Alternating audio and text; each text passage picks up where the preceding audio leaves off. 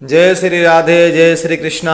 आज आप लोगों के समीपस्थ जन्म कुंडली बनाने का दूसरा भाग यानी इष्टकाल बनाने के बाद भवोग और भयात निकालना अति आवश्यक है, तभी हम कुंडली के बनाने के लिए आगे हम बढ़ सकते हैं। तो आपके सामने मैं एक नियम रखा हूं और उस नियम के अनुसार उदाहरण सहित मैं मैथ को रखा हूं, जो कि बहुत सरल विधि है।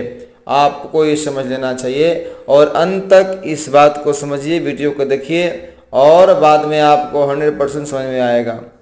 तो सबसे पहले इस विधि को आप समझिए। 60 घटी में गत नक्षत्र के मान को घटाएंगे। गत नक्षत्र मतलब क्या होता है?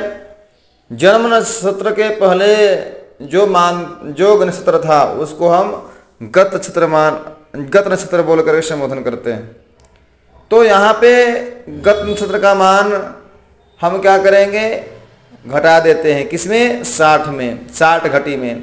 और 60 घटी में घटाने के बाद जो शेष आता है उसको हम दो जगह लिख देते हैं। एक में इष्टकाल जोड़ते हैं तो वह भयात होता है, और दूसरे में अगर हम वर्तमान नक्षत्र यानी जन्म नक्षत्र का मान जोड़ते हैं तो वह भवोग कहा जाता है।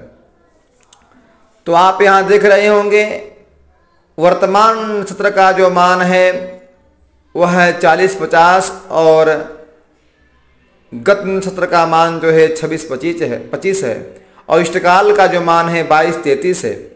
तो यह तीनों को हम मान लिया और मानने के पश्चात सबसे पहले हम 60 में गत नक्षत्र के मानों को घटाएंगे तो प्राप्त हुआ 33 और 35।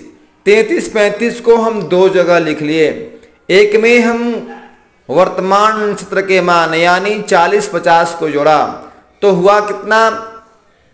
सबसे पहले यहां जोड़ने के पश्चात प्राप्त हुआ हमें 73 और 85।